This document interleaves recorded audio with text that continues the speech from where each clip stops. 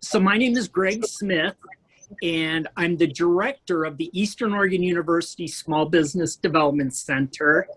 And I also have the distinct pleasure of serving as the senior ranking member, the old guy, if you will, in the Oregon House of Representatives.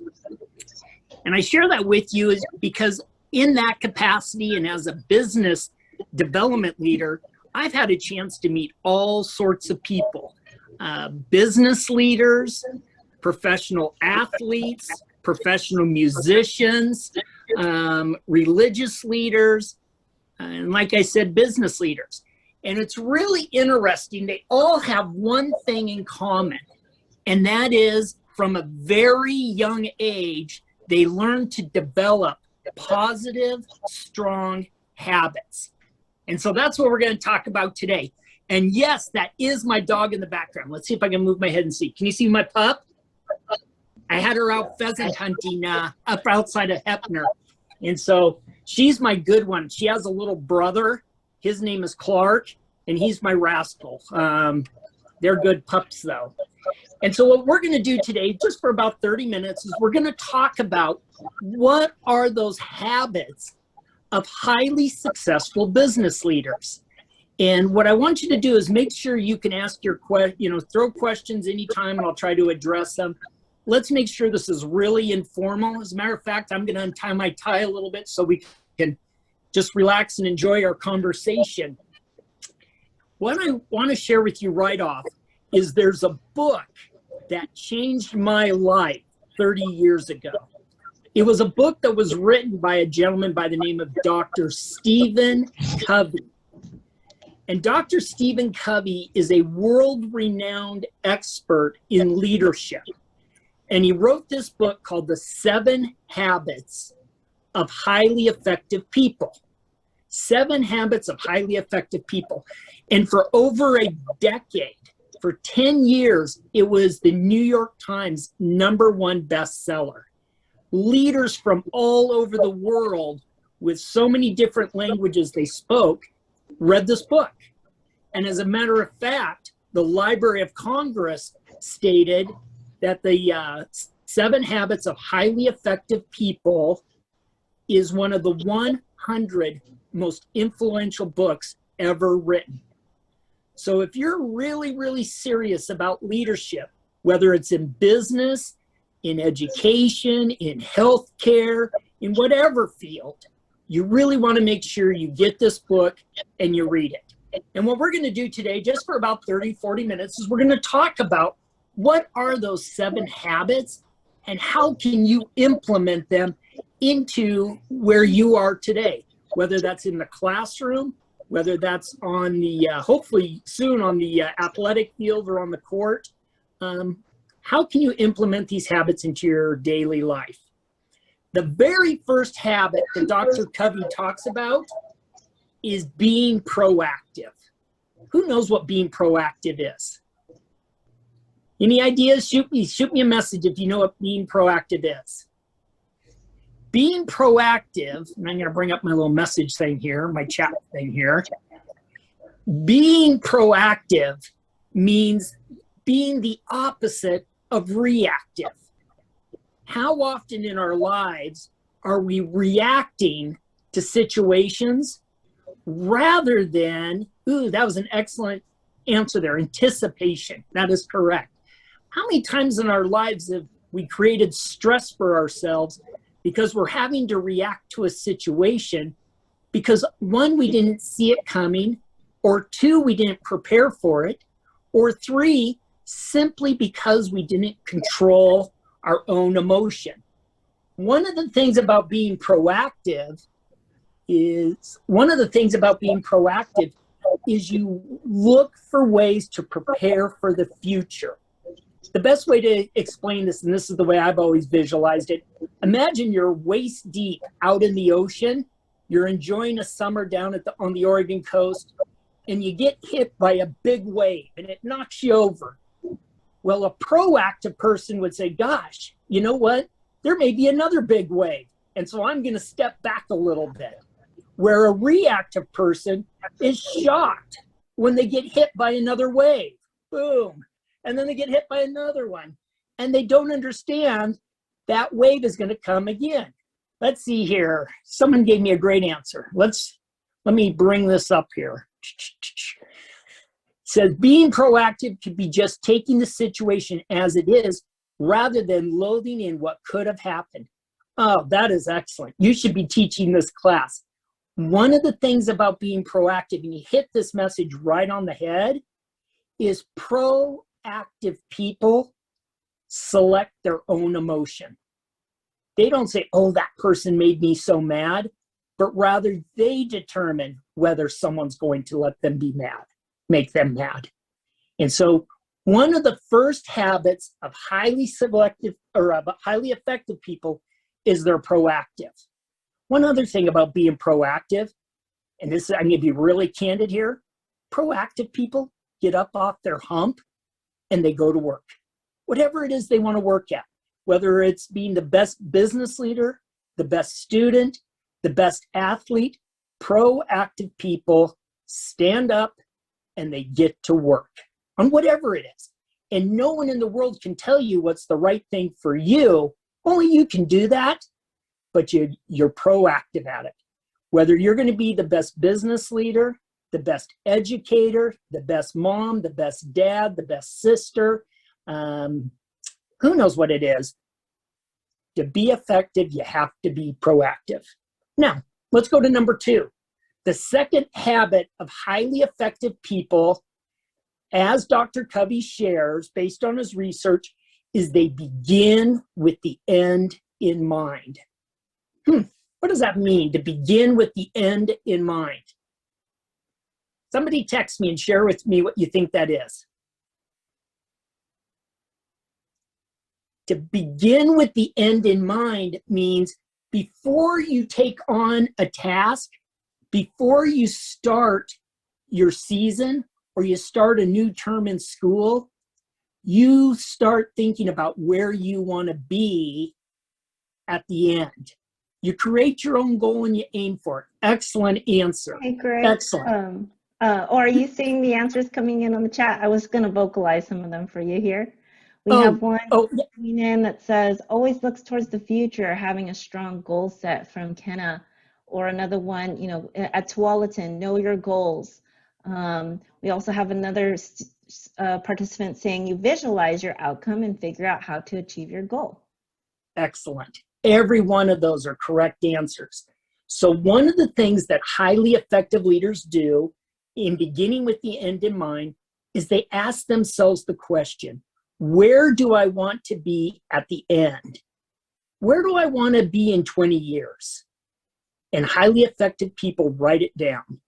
In 20 years, I want to have graduated from high school, gone to trade school, gone to college, started my own business, whatever it may be. They talk about how they visualize their family. They talk about how they visualize their church. Everything they want to do in life, they think about it and they visualize it out a period of time, in this case, 20 years. And then you know what they do? Highly successful people then write down, where do I need to be in 15 years? And they write it down. And then where do I need to be in 10 years? And they write it down. And then they say, where do I need to be in 5 years? And they write it down. And then they ask themselves, where do I need to be at the end of this year? And they write it down. Can you imagine what they're going to do next? Then they ask themselves, what am I going to accomplish this month? What am I going to accomplish today to help me move closer to where I want to be in 20 years? I've always shared with my kids that they can do anything they want to do if they'll begin with the end in mind. And I always use the example, well, what if you wanted to be a neurosurgeon? Neurosurgeon, gosh, those are the smartest of the smart out there on the planet. Well, I'm convinced every one of us on this conversation today, on this webinar, can do it. So how do you do it? How do you become a neurosurgeon? Well, probably the first thing we do is we do a Google search to find out, how do you become a neurosurgeon? And you take a step forward. And then maybe it's, I've got to kind of step up my grades a little bit. And so you ask yourself, how am I going to do that? And you write it down and you start taking incremental little steps towards that big goal you may have. And you don't try to tackle the goal all in one day, but you break it down into the smallest little pieces and you incrementally move towards the end. But you know where you're going from the beginning. Does that make sense? Any questions on that? So again, highly successful people are proactive. They run their lives in a manner to where they're not reacting to their friends or to those folks who are always causing issues for them, but rather they try to take control of their own situation. They know where they want to be, and they create small incremental goals that are all focused and moving in the same direction. Now, the reality is there's going to be times where you're going to have setbacks in life. That happens to everyone. Happens to me. It happens to your parents, happens to your teachers, happens to everyone. But highly successful people recognize even with those setbacks, even if they have to take 3, 4, 5 steps back, it's not going to deter them because they know where they want to be. So that's habit number 2. Habit number 3, according to Dr. Covey, is they put first things first.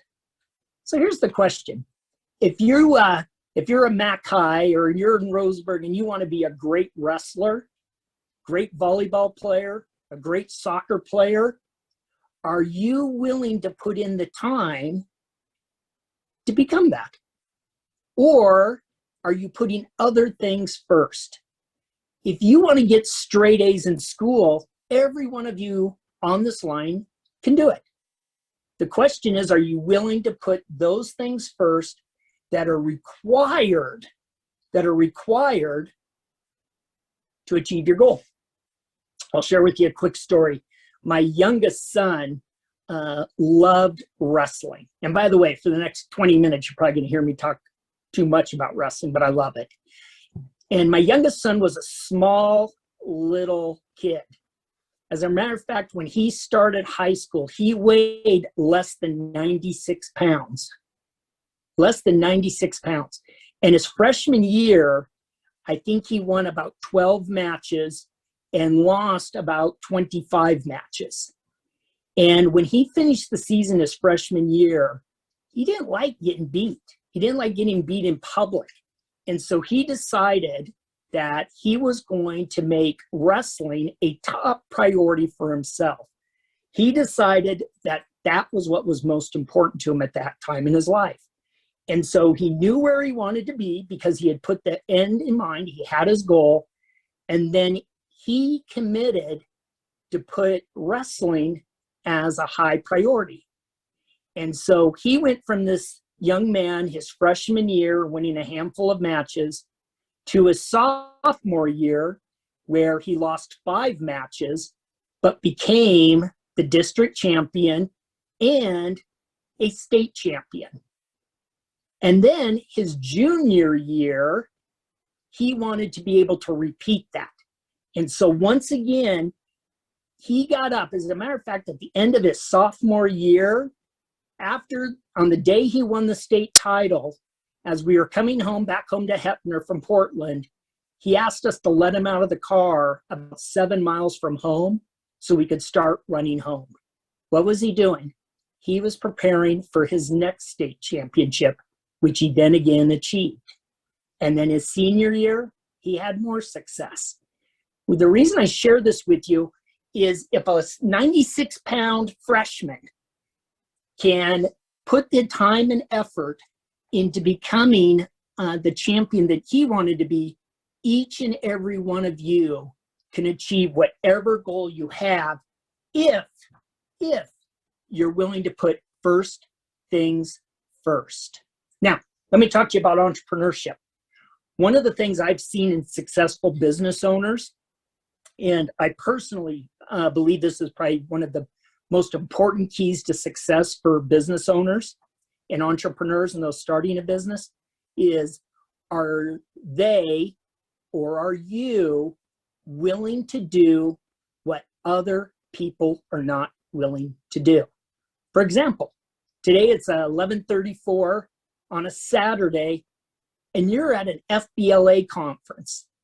That is so cool. That tells me, that tells your parents, that tells those around you that you're putting first things first. You're serious about your future. You're serious about your education.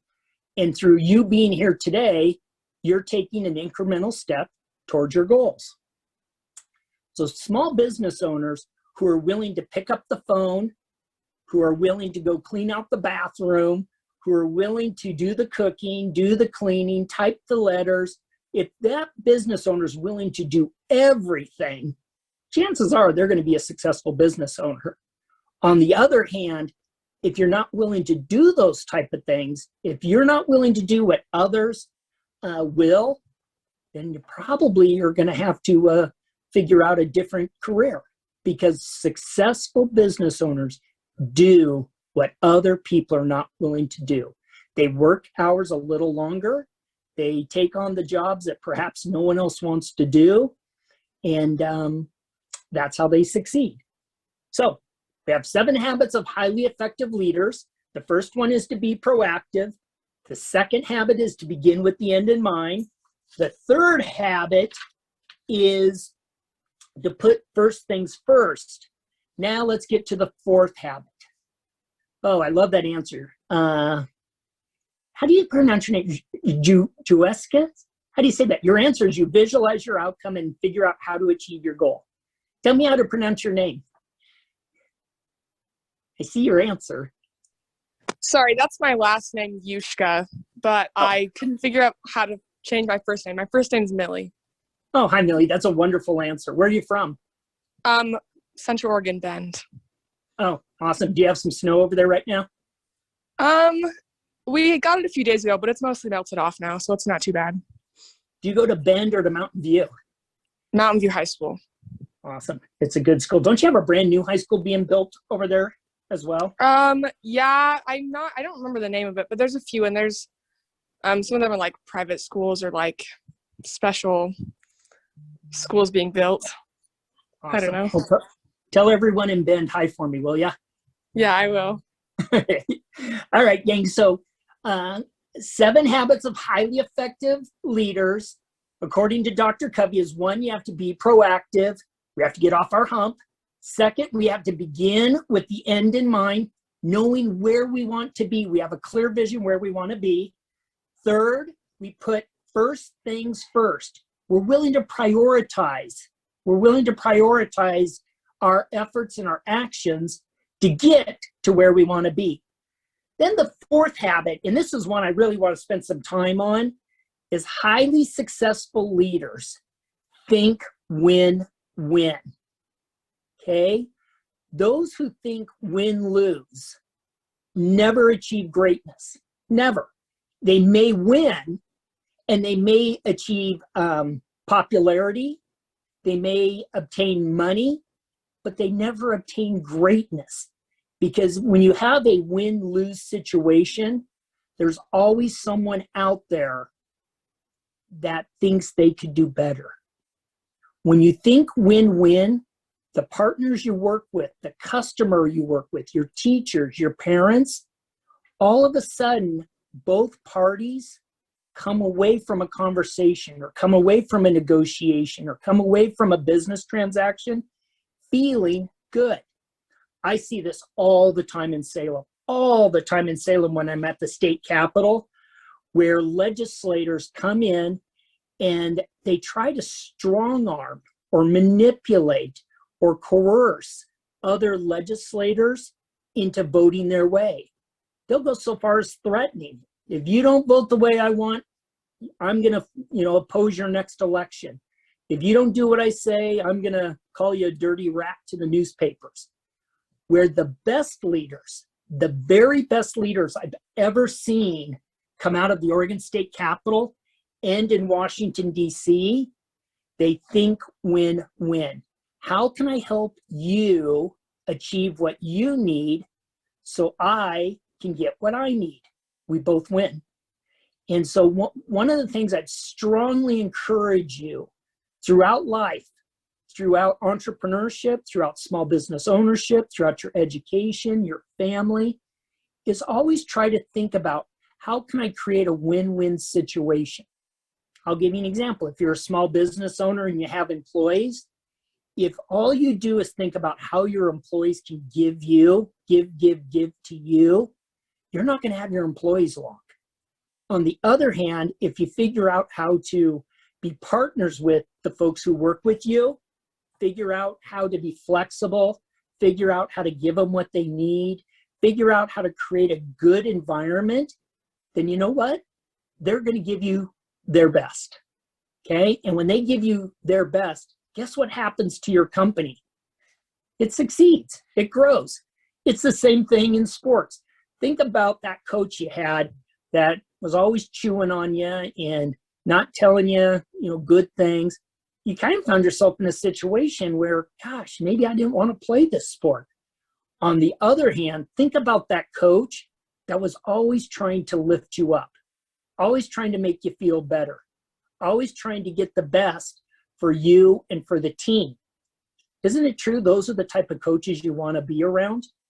Well, let's make sure when you interact with others, whether it's your peers, your parents, a customer, a professor, a teacher, let's always think win-win.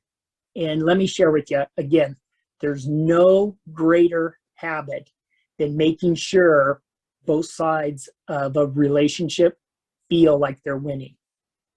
Okay, the fifth habit. What was habit number 1, by the way? To be proactive. Habit number 2 was to begin with the end in mind. Habit number 3 is put first things first. Remember on that one, putting first things first? What do we do on that? We make sure our priorities are in line with our goals. Number 4 is we think win-win. We'll always remember that win-lose might get you where you want to be today, but long-term, it will never make you great. Now, let's go to the 5th habit. The 5th habit, and this takes some exercise, and it takes practice, what I'm about to share with you, because for many people, including myself, it doesn't always come easy. The 5th habit is seek first to understand others and then to be understood. Think about that again. Seek first to understand others and then to be understood. Let's go back to habit number 4. Think win-win. How can you create a situation where both parties win, both teams win, the customer wins, the small business owner wins, if you don't understand what your customer needs, or what your parents need, or what your teachers need, or the person you're negotiating with needs? Think about being a politician down in Salem, and you're trying to create win-win, but you'll never stop to listen to what the other person says. And so highly effective people are very, very skilled at listening and listening. And asking questions, making sure they thoroughly understand what someone else is trying to say. Then, once they really understand what the other person is trying to say, then and only then do they share their thoughts about what they're trying to say. So many arguments in this world could be avoided if everyone would institute that habit of seeking first to understand, then to be understood. But it's hard, isn't it? You want to get your message out there. You want to be heard. You want people to understand what you're saying. Well, the very best way to be successful in getting your message across is to first listen to the other person. What do you think about that? You guys have gone kind of quiet. Am I boring you to death already? Any questions out there? I'm just sleepy. Yeah, me too.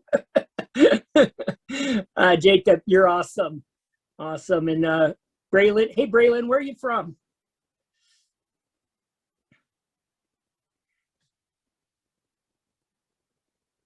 Braylon, where are you from? Jacob, how about you? Where are you from? Braylon says McLaughlin High School. Guadalupe also is taking notes. We got some note takers. That's great, right? That's awesome. That's awesome. Jacob, you're from Mazama. Awesome. Okay, let's keep going here, gang. So hang with me, and then in about 6, 7, 8 minutes, we'll wrap this up here. So again, successful leaders are proactive. They get off their hump. They begin with the end in mind, meaning they set some goals. They put first things first, which means they line up their actions with where they want to be. They think win-win, okay? Not win-lose. Win-lose, you might, like I said, you might get the win on the short end, but you're not going to get it long-term. Just think about the times where one of your friends, you know, you were in an argument and they won, and, you know, maybe they felt good, but how did you feel? So leaders think win-win, then they seek first to understand, then to be understood. And then the 6th habit is a word that may be new to everyone. I know the first time I read it, it was new to me.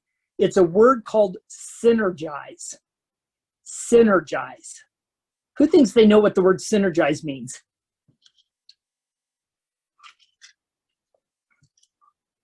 I have a Rep Greg Smith jacket or sweatshirt for the first person who could tell me what synergize means. So Sam says in the chat, working together. Mahadi says maybe it means work together with other people properly. Getting close, getting close. There's more to synergy than just working together. Give me a couple more answers here. What is the definition of synergy, to synergize? Braylon, you nailed it. Braylon nailed it. To combine efforts for greater outcome. Braylon, make sure you send Gina your contact information and we'll get you that Rep Greg Smith shirt. So synergy, gang, this is really important. In your math class, you learn that 2 + 2 = 4. In business, synergy means that 2 + 2 could equal 5 or 6 or 7 or 10 or 100 or 1,000. It's by taking 2 ideas, bringing them together, and making them even better than the 2 individual ideas separately. Okay? So if you have an idea and I have an idea, rather than having to select yours or select mine, we bring them together, merge them together, and create an even bigger or greater outcome. Okay? Let me give you an example of that, and I'm going to use a football example. Ladies, I apologize. I'm a dumb guy, I think, in those terms. In football, quite often, you will watch a quarterback who was in high school playing quarterback go to college and play a sport, but they don't play quarterback. They may play receiver, or they may play safety on defense, okay? Or in volleyball, you may have someone who starts off as a setter, and next thing you know, because the team needs that person in another position, they play to a different spot, and the player still gets to play, but the team's even better. They're even better. And so one of the highly effective habits of successful leaders is they know how to synergize. They know how to take one idea and another idea, bring them together, and make it even greater. So one of the things I'm going to ask you to do in the interest of time is I want you to look up that word synergy. And I really want you to think about it, because your best leaders synergize. I'll share with you this really quick, and this is a personal issue. So I serve in the Oregon House, and I serve in the minority party. okay? And in the majority party, one of the benefits of being in the majority party is you get a gavel. When you get a gavel, that means you're chairing a committee. Well, one of the things I've always tried to do is to instigate, to use synergy when I'm in Salem. And so I'm the one member of the minority party that also gets a gavel. And the reason for that is because I learned through great teachers and great professors that when you can synergize, you can accomplish anything. So I didn't share that to be boastful. Please don't take it that way. What I want to share with you is I've instituted that habit and it has worked wonders for me. And so I hope you as future leaders will take that time to learn to synergize. Okay, we're wrapping up here. We're 11:49. I'm just going to take 5 more minutes and then we'll send everyone off to lunch. So, what is the minority party? The minority party is the Republican Party. So in politics, you have 2 primary parties, the Democratic Party and the Republican Party. And the party with the most members is the majority, and the party with the least number of members is called the minority party. Yeah, has nothing to do with race or anything like that. It's about numbers. Okay, so we've learned we got to be proactive. We have to begin with the end in mind. We have to put first things first. We have to think win-win. We have to seek first to understand, then to be understood. Then we know that by bringing 2 ideas together to have an even better idea, we can synergize. And here's the final habit of highly effective people. And right now, every one of you here today in this workshop are doing this habit. Highly successful people know that they have to always sharpen the saw. What does that mean? Someone tell me, what does it mean to sharpen the saw? To learn more. Excellent. What are other examples? What are other, to keep learning more? Excellent. Give me more examples. Keep learning and getting better. Excellent. To be big brain. Excellent. Always improving skills. Excellent. Great answers. Highly successful people don't just stop once they feel successful. Think about Tom Brady. My goodness, think about Tom Brady. Just imagine if he quit practicing after winning his first Super Bowl. Oh, you got more answers. To try more things. Excellent. Always improving skills. Being open-minded. Be your best self at what you're good at. Excellent, excellent answers.